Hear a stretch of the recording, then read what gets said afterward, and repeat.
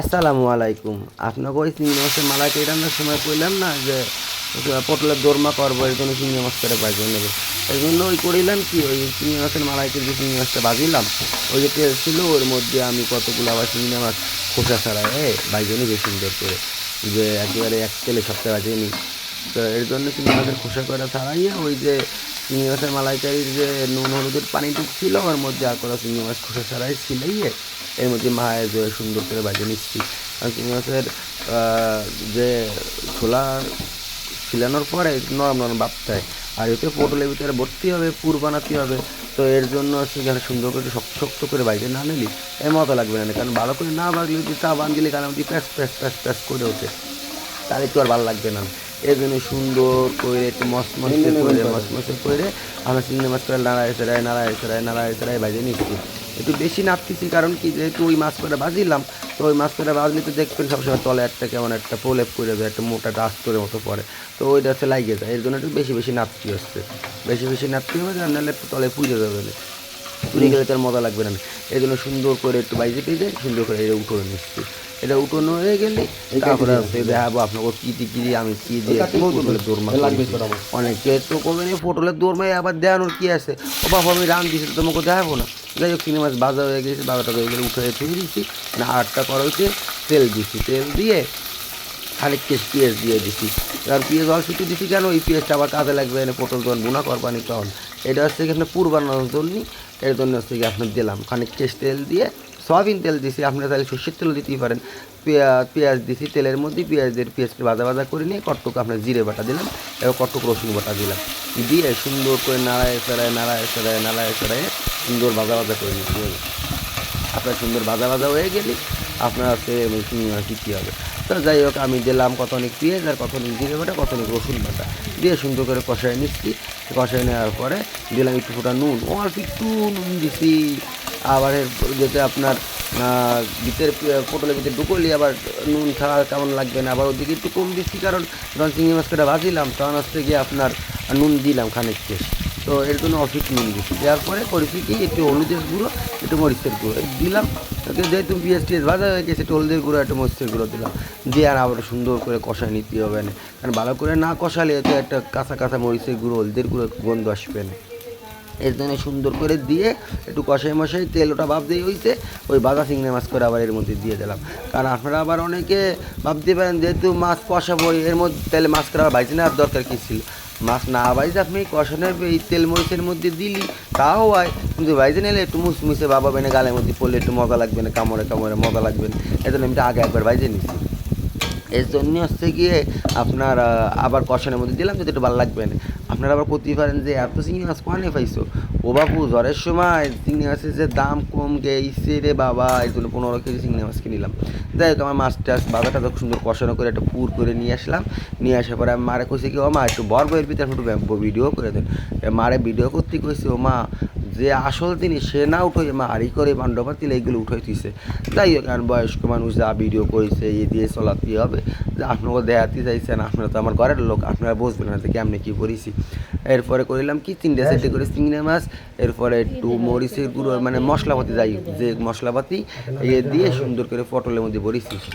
পটলটা কেমন কাটিছে বুঝতেই পারতেছেন, পটলটা ছিলাইনি কিন্তু সুন্দর করে কাইহে নিয়ে এক মাথা ফুটো করেছে আর এক মাথা আস্তা রয়েছে, ফুটো করে চামচের পোঙ্গা দিয়ে আপনার ভিতর দিয়ে সব কিছু বাই করে নিয়েছে, আটি মাটি বাই করে আইনে সুন্দর করে আপনার ওর মধ্যে ভরে দিচ্ছি। কয়টা চিংড়ি মাছ কয়টা একটু মশলাপাতি দিয়ে ভরে নিচ্ছি। আমি চামচ দিয়ে ডুয়োতে গেলাম, দেখি চামচ দিয়ে না, দূর চামচ দিয়ে ডুয়ে বটে না, ডাইরেক্ট এবার হাত দিয়ে ডুয়ানোর চেষ্টা করবো। হাত দিয়ে ডুয়াইয়ে দিচ্ছি, হাত দিয়ে ঢুকলে হাত ভালো হবে না, চামচে ঢুকতেছে না। এরপরে মুখটা তো আটকাতে হবে, নাহলে সব বাইরে হয়ে যাবেন। এই জন্য ওই পটলের যে বিসি বেরোইলো ওই বিসি দিয়ে সুন্দর করে মুখটা ঠাইসে আটকাই দিচ্ছে, নাহলে তো সব ভিতর দিয়ে বাইরে যাবে না। আপনারা তাহলে আটা ময়দা যা আসান এই দিয়ে আপনারা মুখটা আটকাতে পারেন। যাই 2টে বইরে আপনাকে দেখানো, আমার সব বইরে দেখানোর সময় আবার নেই। 2টে বড়া এইভাবে সবগুলো ভরে নিছি, সবগুলো বড়ে টরে নেওয়ার পরে এই দেখেন কী সুন্দর করে মুখটা আটকায় দিছি, নাহলে তো সব বাইরে টেরে যাবে না। এই জন্য মুখটা আটকায় দিয়ে এবার চলে যাবো একদম ডাইরেক্ট চুলোর দ্বারে, আবার চুলোর দ্বারে যাইয়ে আপনাকে দেখাবো কেমনি কী ভাজতে হবে। এই জন্য একটা কড়াইতে আপনার তেল নিয়ে দিছে, আপনারা আবার করেন কী নোংরা একটা কড়াই, ও ভাই এ কালা কুচকুচে করো, এই কড়াইটা আমার জন্মেরও আগের কড়াই, এই জন্য বাজদি এরকম কালা হয়ে গেছে, দেন না পাশ একটু ফাইকেও গেছে। তো আমার মা এটা ফেলায় না, কারণ কয়েছে সুন্দর মাছ উল্টে সুন্দর বাজা পোড়া যায় এর জন্য। কড়াইটার বয়স বহুত বছর। যাই হোক, তেল গরম হয়ে গেছে, পটলের মধ্যে যে মশলাপাতি মাছ ধুয়েছি, এবার সুন্দর করে এই মাছটা, সরি মাছ নেই, এটা কী করে পটলটা বাইকে নিতে হবে, একদম বাইক দিয়ে রাখতে এটা শুদ্ধ হয়ে যাবে কিন্তু, ঠিক আছে? কারণ তাহলে ওদিকার সময় কম লাগবে। সুন্দর করে মাছ ধোয়ে সুন্দর করে বাইক নিতে হবে, যতক্ষণ না পর্যন্ত লাল না হবে ততক্ষণ পর্যন্ত ভাজতে হবে। লাস্টে টেপে টুপুট করে না দিয়ে এক পিস পিড়ে হবে না, এক পিস হবে না, এর জন্য সুন্দর করে লাই লিয়ে বাইকে নিতে হবে।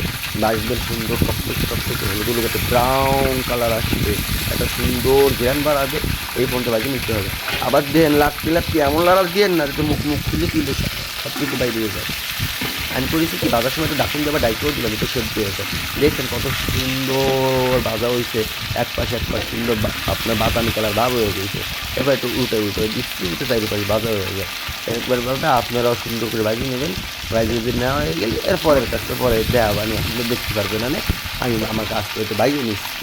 আর কথা করতে মুখ ব্যাপে যাচ্ছে, কী আর করবো, আপনার সাথে রেসিপি শেয়ার করবো, যদি না কই বুঝে তো আপনার লাস্টে করবেন কি আদা পদা দেয় একটু বুঝিনি কিছু, এই জন্য সুন্দর একটু বোধ করেছেও দিচ্ছি। এই বেশি তো মশলাপাতি না, চিংড়ি মাছ রাঁধতে রাঁধতে আবার বেশি মশলাপাতি লাগে না। আমি আমার মতো করে সুন্দর করে রাঁধতেছি, আপনারা আপনার মতন করে রাঁধবেন। রাঁধতে এই দেখেন কত সুন্দর করে বাজি নিতে, একদম পটল করা সুন্দর ভাজা হয়ে গেছে। এবার পটল করে উঠে নিতে হবে। পটল করার উঠবো না করবো না কি, চুলো জালটা বন্ধ করে দিয়ে আমি এই পাশে চুলোয় আবার কড়াইটা বসাই দিছি। আপনার করেছি কি, কড়াইটা ধুয়ে আইনে এরপরে আবার মধ্যে একটু তেল দিয়ে এবার খানিকটা মরিচ ফাড়া মরিচ ফাড়া ফাইড়ে দিছি, একটু রসুন বাটা, একটু জিরে বাটা, এইগুলো দিয়ে আবার একটা মশলা বানায় নিতে হবে। মশলাটা বানায় নিলি সুন্দর করে ভাজা করতে হবে, ভাজতে লাগতে হবে। আর তো স্টিলের একটা কড়াই নিয়েছি, সেই দিকে গরম হয়ে আমার হাতে লাগিয়ে দিচ্ছে চাকা। তো করেছি কি, পেঁয়াজ আর মরিচটা একটু ভাজা হয়ে গেলেই এবার একটু আপনার জিরে বাটা দিয়ে দিচ্ছি। জিরে বাটা দিয়ে নাড়াচাড়া দিয়ে এরপর আপনার আবার রসুন বাটা দিতে হবে। এবার রসুন বাটা দিতে হবে, রসুন বাটা দিয়ে দেবো। রসুন বাটা দিয়ে সুন্দর করে কষাতে হবে, না কষালে কিন্তু গন্ধ যাবে না, ভালো করে কষাতে হবে। কষাতে সুন্দর করতে হবে যাতে কাঁচা গন্ধটা ভাবটা চলে যায়। কাঁচা গন্ধ রাখলে আবার চাবার যদি কাঁচা গন্ধ আসে তাহলে কি ভালো লাগবে না। সুন্দর করে কষাই একটু নারকেলের দুধ দিয়ে দিলাম। আমি কিন্তু এই রান্নাটাও দুধ দিয়ে করেছি, কারণ এসব রান্না একটু দুধ না দিলে ভালো লাগবে না। খালি পানি দিয়ে রান্নালে তো পক পয়সে কিরকম একটা সাথে যেরকম পটলের ঝোল খান সেরকম লাগবে না, এই দিলে একটু মিষ্টি ভাব আসবে না, দেখতেও সুন্দর লাগবে না।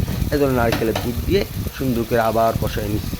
সুন্দর করে কষাই নিয়ে একটু নুন দিয়ে দিলাম, কারণ আগে যেহেতু নুন দিয়েছি। আপনার কবেন নুন এরম কেন, ও ভাই নুনের কৌটোর মধ্যে সে পানি পড়িলে নুন এরম পানি হয়ে গেছে, তো ফেলাই দেবো নাকি, রাইন দিয়ে খাই ফেলাবো। যাই হোক, নুন দেওয়ার পর একটু হলুদের গুঁড়ো দিলাম, একটু মরিচের গুঁড়ো দিলাম। মরিচের গুঁড়ো দিয়ে, যেহেতু আপনারা চিংড়ি মাছের মধ্যে মরিচের গুঁড়ো দিছি, আবার কাঁচা মরিচ দিছি, এই জন্য সেখানে একটু মরিচের গুঁড়ো একটু কম দিলাম।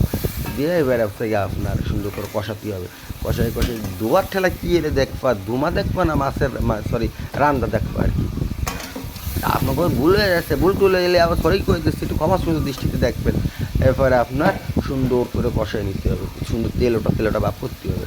আর যেহেতু স্টিলের একটা কড়াই নিয়েছি, এত ইন্ডাকশন কুকারে রাঁধতে হয়, তো আমি গ্যাসে রাঁধতেছি, সেই জন্যই ভালো হচ্ছে না, এরকম টলমল লাগিয়ে যাচ্ছে। যাই হোক, আমি সুন্দর করে তেলটা ভাব করে কষাই নিচ্ছি। এই যে দেন কত সুন্দরভাবে কষাই নিচ্ছি, তেল উঠে গেছে। এবার হচ্ছে আমি পটল কটা দিয়ে দেবো।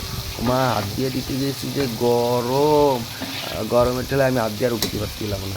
এরপরে আর একটা খুন্তি দিয়ে দিচ্ছি। এই দেখেন সুন্দর করে দিয়ে দিচ্ছি, সবগুলো পটল এর মধ্যে দিয়ে দেবেন। দিয়ে আসলে আবার সুন্দর করে কতক্ষণ কষাতে হবে, পটলগুলো সব দিতে হবে, কারণ পটলটা আমার সেদ্ধ হয়ে গেছে, বেশিক্ষণ ডাকাটাও লাগবে না, ঠিক আছে? অল্প একটু সময় ডাকলে হয়ে যাবে না, আবার না রাখলেও পারা যেত। আমি পটলটা বাঁধার সময় ডাকিয়ে আপনার সেদ্ধ করে ফেলাইছি, এর জন্যে যে আপনার করতে আমার বেশি টাকা লাগবে না। এবার পটল করে উঠে দিলাম, ওই পটলের পরে মুখ দিয়ে মিশি বেরোয় গেল, করে আবার ভিতরে দিয়ে দিলাম।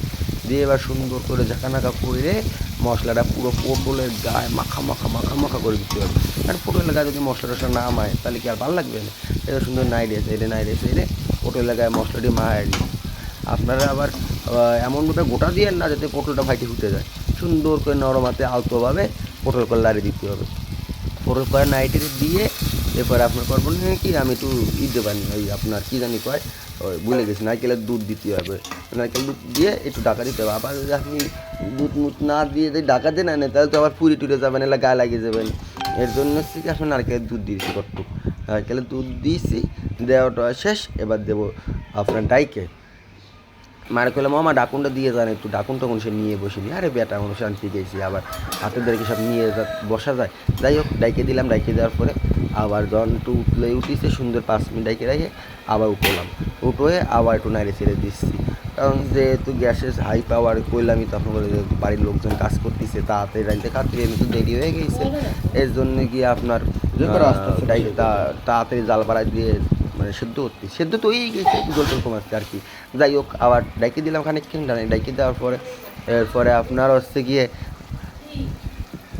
পটলে আপনার সুন্দর কষানো হয়ে গেছে, পানি টাইনে গেছে সুন্দর করে। এবার দেন কত সুন্দর তেল ওঠা ভাব হয়ে গেছে।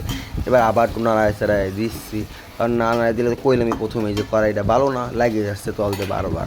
এই জন্য সুন্দর করে নাড়ায় চাড়ায় দিচ্ছি যাতে আপনার হয়ে যায়, বুঝছেন। তো হয়ে গেছে সুন্দর আমার পটলের দোরমা। এইবার দেন কত সুন্দর একটা লুক আইসে, দেখলেই তো জিভে পানি চলে আসতেছে, মনে হচ্ছে এমনই খাই ফেলে। কিন্তু গোসল টোসল করে আমি কি খাবো।